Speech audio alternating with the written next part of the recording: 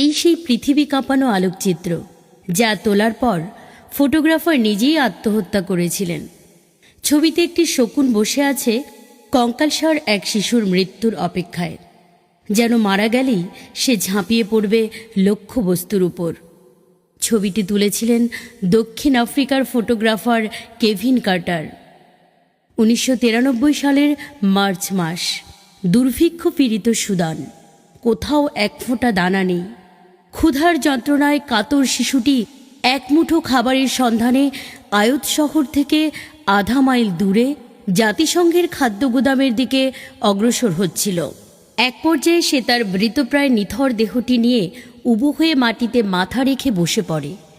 ঠিক তখন পাশ থেকে একটা শকুন লোলুপ দৃষ্টি হেনে শিশুটির মাংস ভক্ষণ করার জন্য প্রতীক্ষা করতে থাকে। এই ছবি দ্য নিউ ইয়র্ক টাইমসে প্রকাশিত হলে বিশ্বজুড়ে তোলপাড় সৃষ্টি হয়। 1994 সালে সেরা ফিচার ফটোগ্রাফির জন্য পুলিৎজার পুরস্কার জিতে নেয় ছবিটি।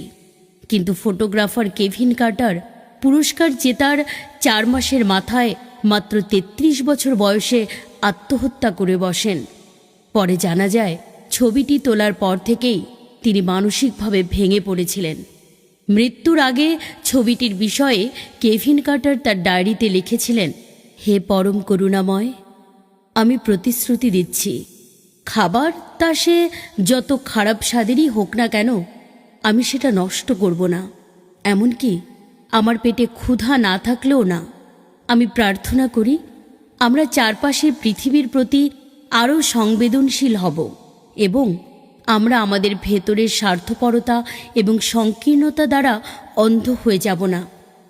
আমি আরও প্রার্থনা করি তুমি ওই ছোট্ট ছেলেটিকে রক্ষা করবে, পথ দেখাবে আর ওকে ওর দুঃখ থেকে মুক্তি দেবে।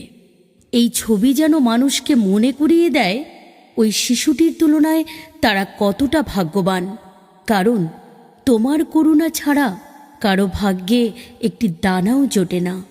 বিদায়।